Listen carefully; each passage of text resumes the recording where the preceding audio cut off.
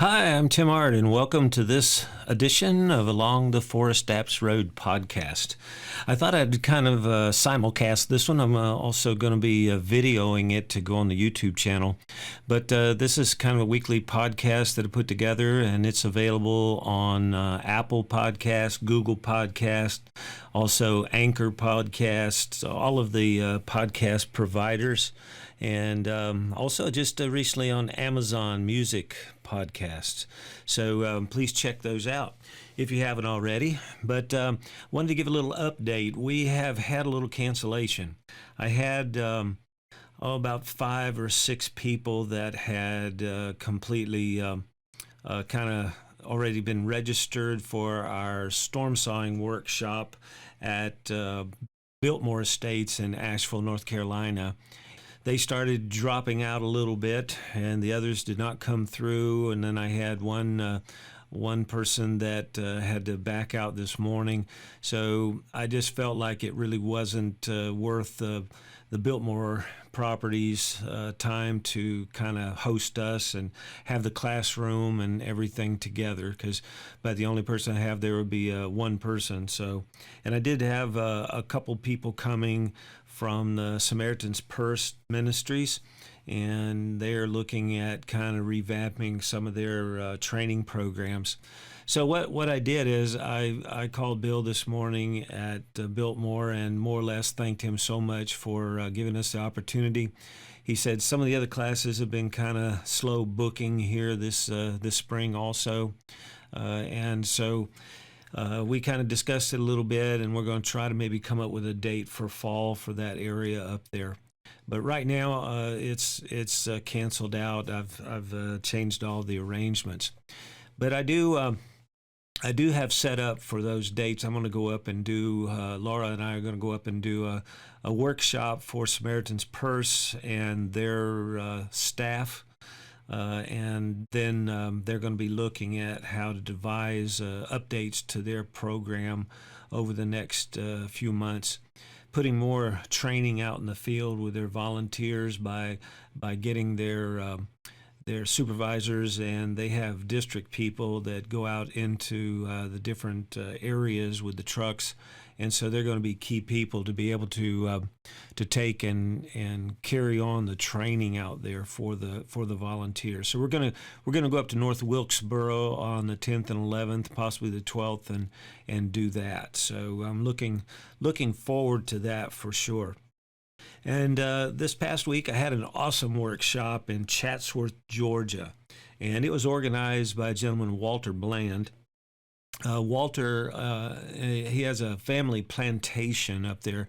It's a 1800s old plantation his family has had, and so he kind of keeps it up. He's got a caretaker up there. He's a retired Forest Service person, and he keeps up all the grounds, and they've been working on some different things as far as to trees and invasive species and that kind of thing on the property. And so he offered to kind of organize some of his people. He has a company that it's called Rock Spring Restorations, and he works a lot of southern states, putting together programs, plans for removing invasive species and working on wetlands and prairie lands and those kinds of things for different organizations and cities and counties and that kind of thing. And so he offered to get some people together. So we ended up with one person from DNR down on the coast of Georgia. We had a young lady from Land Trust in Fayette County, Georgia, and we had 2 people from the Georgia Audubon Society, I guess you'd call it. They are an organization that preserves and protects birds and wildlife in different areas. And then the retired Forest Service person who was out of the Chatsworth area. And so we went up, and Walters hosted everything, and we had a great time. And these folks didn't do a whole lot. I did put together a video on it. You can kind of see it on the website, on the YouTube channel. but they don't do a whole lot of felling and that kind of thing. But they wanted to kind of go through all aspects of chainsaw. We spent a lot of time on maintenance and sharpening and going through startings and all kinds of things. Some of them had never cut a tree or really worked in much as far as chainsawing, but they were very tentative, and everybody really picked up a lot. I think they gained a lot of confidence and understanding of the saws. So that was a very, very good workshop, and so I was very pleased as how that turned out. We ended up the kind of had a very small group, about 7 people, so we were able to do felling on the morning session on Thursday, and then that afternoon we took the trees that we had fallen, and we kind of crisscrossed them, made some different storm pressures and bind situations, and they worked on those and teamwork on Thursday afternoon. So it really worked good for them. We talked about a lot of things having to do with smaller materials also, so that it worked out really good for them. Great group. So check out the YouTube video on Tim Ard channel, and you can kind of see some of that property. The plantation is absolutely amazing, and they keep it up really, really nice. And house and all, it had a refrigerator. I don't know if anybody's ever seen that, but there's a stream coming out in the front area, and it came out of a big rock and freshwater stream, and then it ran down. They had a cooler house built there, and so that's how people back in the early 1900s, and this house and land, the plantation, was actually from the late 1800s, and but they cooled all of their milk and dairy products and meats and everything else in these cooler houses. Water ran through them the whole time to keep the temperatures down. So, and that one was still functioning, so it was quite interesting to watch it. So anyway, Thursday evening, after I got back from that plantation, I got set up for a Thursday night saws. Last week on the road, I had pretty decent internet service, but here at the house, it just doesn't work too well. I'm hoping they get things updated before long around here. But I tried to put it out, but it just didn't have enough bandwidth to carry the upload. I can do pretty well streaming television and stuff like that into here, but anything on upload, it just doesn't work well. And I've tried several different ways to be able to do that. But anyhow, I had to cancel that out, and so I miss seeing a lot of folks on Thursday night, and it's starting to grow pretty good. So if you get a chance, think about that. Next Thursday, I'll be up in the Philadelphia area, and we're going to do a live, probably from a hotel room up there. And so I should have better service to be able to carry that on. So hope to get back in touch with everybody next week, and I may even try a couple nights next week to kind of get live on there and see what kind of interest that we have. And then tomorrow morning, Saturday, I'm going to be heading out solo to Philadelphia, Pennsylvania area. Laura is going to be staying back. She has a big celebration this week. Her grandmother is turning 100 years old, and so all the family is getting together for that, and I was kind of chosen to be the one to go work. So she's staying home to go to Granny's 100th birthday. And so Lola Tanner, she's one of the finest ladies you'd ever want to meet, and so they're going to have a birthday party for her. She's in an assisted living center, and all the family's going to meet there to go through that with her. So that's me. I'll be solo this week. So, and this week I finished a video on some thoughts of personal protection use and chainsaws.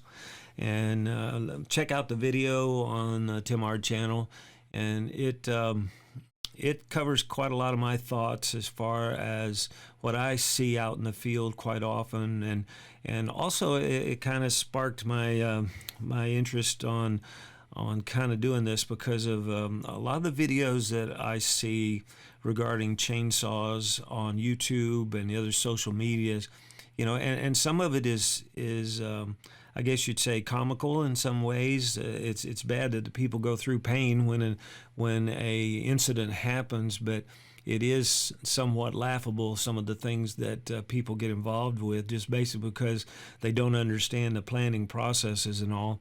But the other thing is, I see a lot without hard hats and chaps and PPE when it comes to chainsaws, and people just don't understand the the issues that PPE can help to lessen anyway, and that's injuries out there with a saw.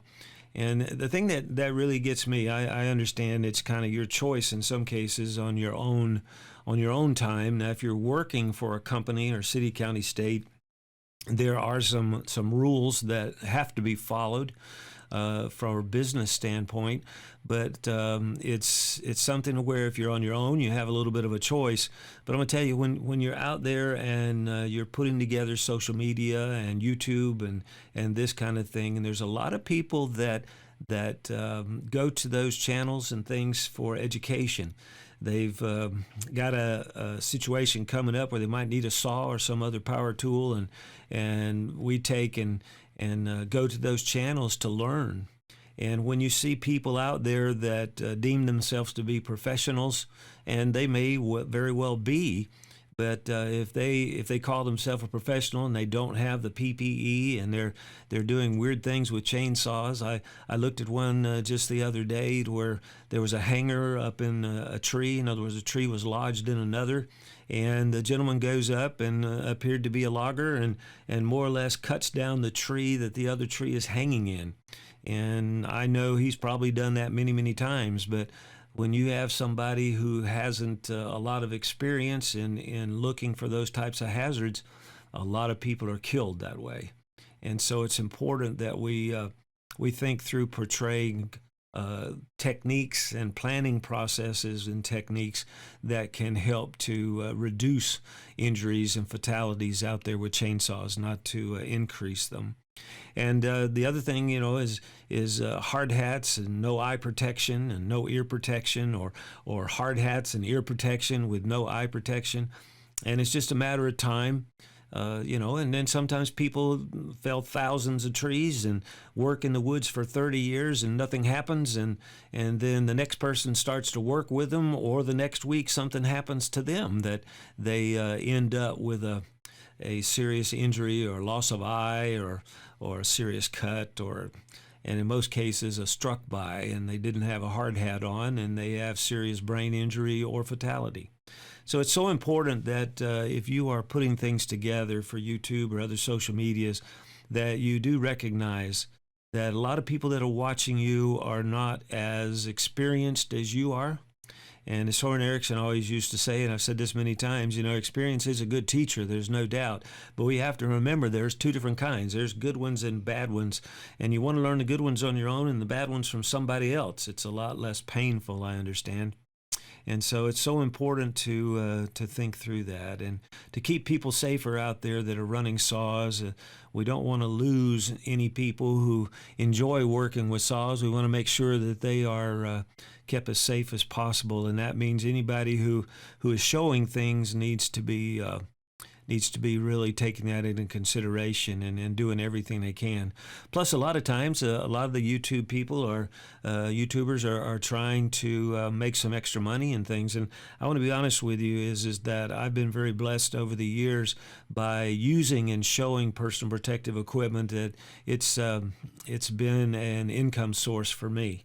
And so it's important to think through that tools and PPE and those kinds of things can be an excellent source of revenue for these people if they would just promote it. But so many times they say because of their opinion that it's not necessary for professionals, and that's not true. Professionals protect themselves, and they portray the safety and the knowledge of PPE and other tools and things to other users. So it's very, very important. So many are injured from accidents that could be at least lessened with PPE use. So anyway, I wanted to just pass those things along. I've been on here about enough tonight, and to get these things posted. And I hope to see you or hear you on some of the live this coming week, and I'll give an update next week. And this week I've got 5 locations, kind of north and west of Philadelphia, Pennsylvania, working with the Delaware Valley Trust. So if you get a chance, if you hear about it, come out to one of the demonstrations, and hope to see you there. So this is Tim Ard wishing you good sawing.